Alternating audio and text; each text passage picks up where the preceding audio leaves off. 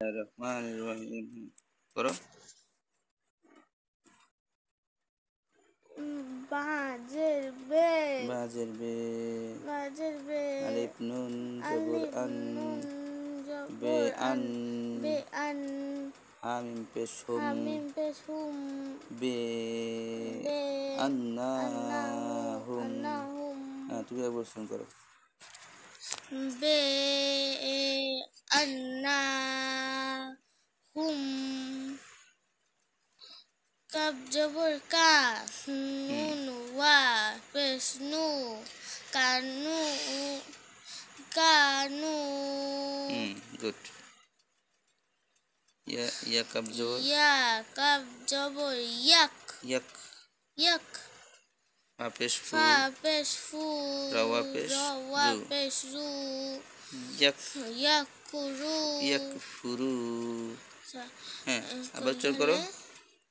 ইয়াক ফুরু নুন জবর না নুন জবর না ইয়াক ইয়াক ফুরু ফুরু না না। এই দেখো, দেখাই।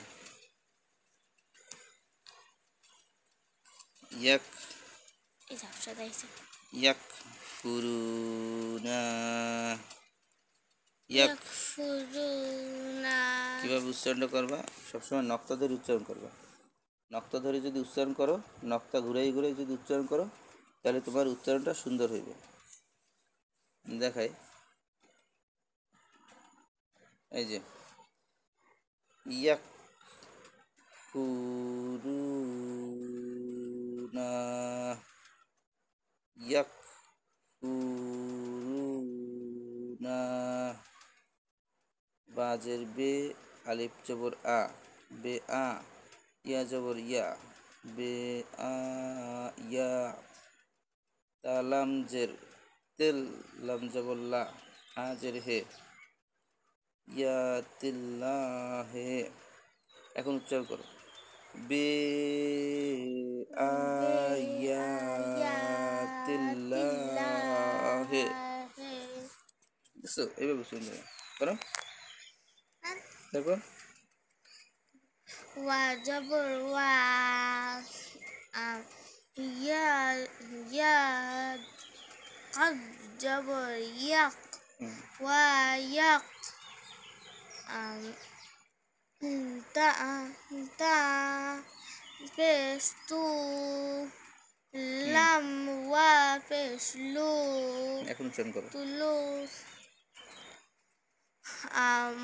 ওয়া ওয়া নকটা ঘুরে উচ্চারণ করো। ওয়া ইয়াকতুলুনা ওয়া ইয়াকতুলুনা।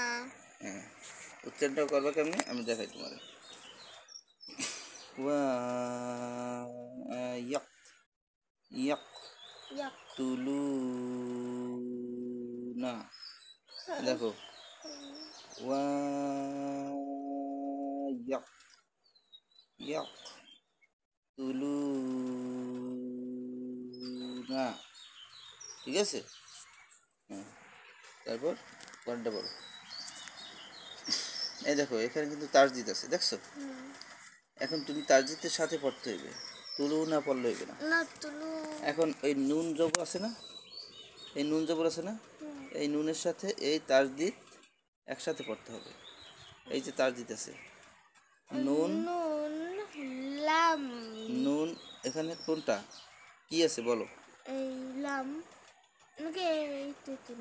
নুন আছে, লাম কি আছে? না না লামের সাথে কোনো জের নাই, জবর নাই, তাসদিদ কিছু, জজম নাই, পেশ নাই, কিছুই নাই। তাহলে তুমি যে লাম পড়লা কেন? লাম পড়ার কোনো দরকার নেই, লাম সাকিন যাবে। ঠিক আছে? এখানে তোমার নুন পড়তে হইবে। এখানে আছে, এখানে আছে নুন, নুন জবর আছে, ঠিক আছে? আর এখানে আছে নুন, এর সাথে তাসদিদ আছে। তাহলে এই নুন, এই নুন, এই নুনের সাথে একসাথে পড়তে হবে। এবং যে অক্ষরের সাথে তাসদিদ থাকে সেই অক্ষরটা দুইবার পড়তে হয়। ঠিক আছে? যেমন এই নুনটাকে দুইবার উচ্চারণ করতে হইবে। কিভাবে? নুন,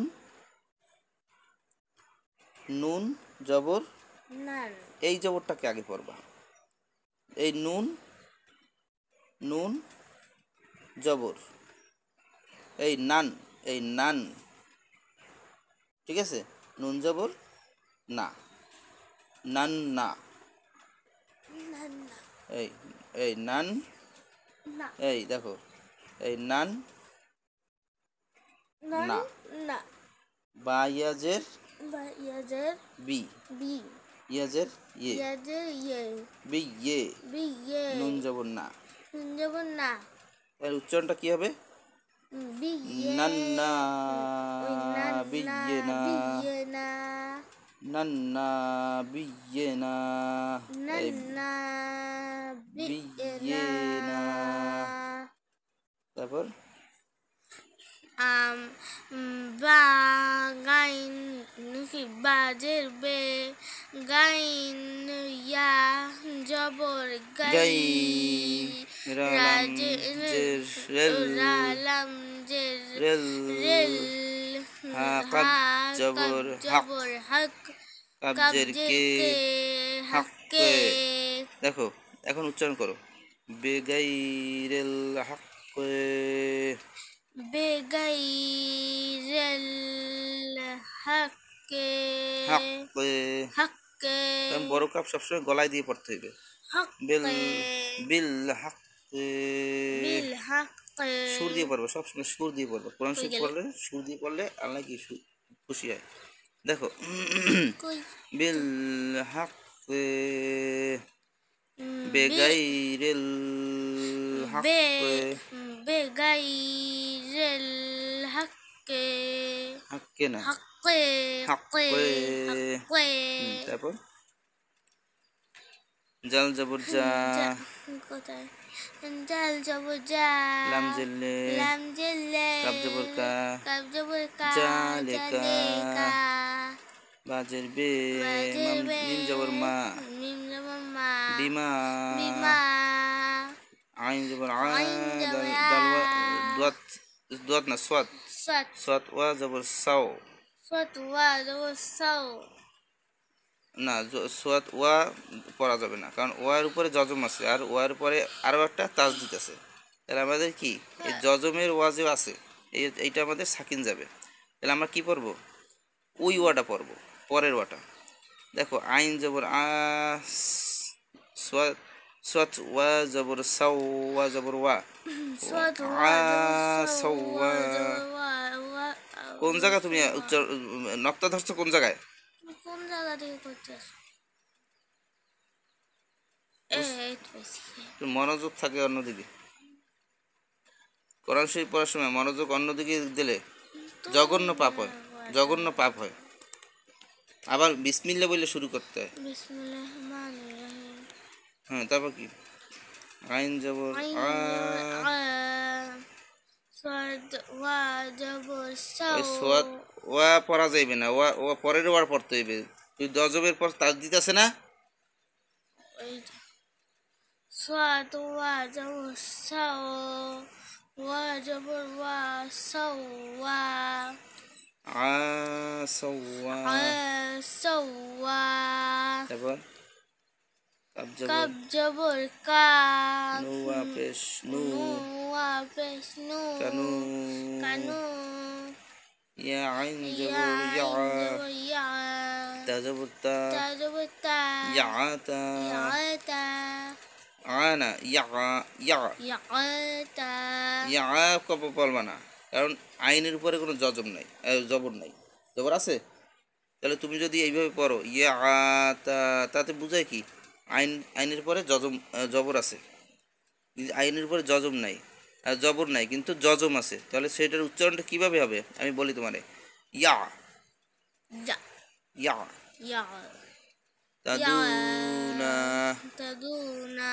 হ্যাঁ অনুসরণ করো, ইয়া আবার ইয়া কইলি কে, ইয়া কই থামিয়ে যাবি জায়গায়, ইয়া ইয়া, ইয়া তা আবার ইয়া তুই থামতে হইবে না, আহুই আওয়াজ হিসাবে কেন, আমি আমি আমি বলছি না আমি যেভাবে পড়ছি এভাবে পড়ছ না কা, হ্যাঁ পর ইয়া ইয়া ইয়া, তুমি ইয়া ইয়া তাদুনা ইয়াকতাদুনা আমি তোমার একবার উচ্চারণ করে দেখাই। আবার ও মশা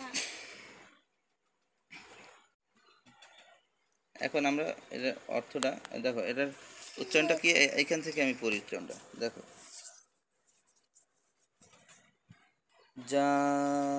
জালেকা বিমা আদাওয়া আদাওয়া কানু ইয়াতাদুনা। এই দেখো, ইয়া ইয়া ইয়া তা ইয়া তাদুনা ইয়া ইয়া তাদুনা। ঠিক আছে, এইভাবে নখটা ঘুরিয়ে ঘুরিয়ে যদি পড়ো তাহলে তোমার উচ্চারণে ভুল হবে না, আর বানানো ভুল হবে না। বানান যদি বানান ভুল, উচ্চারণ ভুল, তাহলে এই কোরআন শরীফ পড়ে কোনো লাভ নেই। এই কোরআন শরীফ পড়ে আরও কি পাপ হবে। আর কোরআন শরীফ মুসলমান হইলে কোরআন শরীফ পড়তেই হইবে। কোরআন শরীফ না পড়লে কি জান্নাতে যেতে পারবে না। কোরআন শরীফ পড়া জানতে হইবে। তোমার দুনিয়াতে পড়ালেখা করার জন্য বই পড়ো না, পরীক্ষায় পাশ করলে তোমার কি উঠাইবে উপরের ক্লাসে উঠাবে না। তেমনি আল্লাহরও পরীক্ষার জন্য একটা বই দিয়ে দিয়েছে আমাদের, এই কিতাব হাদিস কোরআন। এই কোরআন হাদিস কি? এই কোরআনের ব্যাখ্যা। কোরআনের ব্যাখ্যাই কি? হাদিস। আবার দেখো, আমরা কোরআন পড়ব, এর অর্থ আমাদের পড়া উচিত। আমরা যতটুকু পড়ছি এর অর্থ আমাদের পড়তে হইবে না? আমরা যে কি পড়লাম, আমরা এই কোরআন শরীফের মধ্যে কি কি বলছে আমরা তো বুঝি নাই, কিছু বুঝছি, শুধু পড়িয়ে গেছি। এই পড়া দিয়েও কোনো কাজ হবে না, কিন্তু আমাদের জানতে হইবে। আমাদের কি জানতে হইবে যে এই অর্থটা কি। এই অর্থ যদি আমরা না জানি তাহলে কি আমরা পরীক্ষায় কি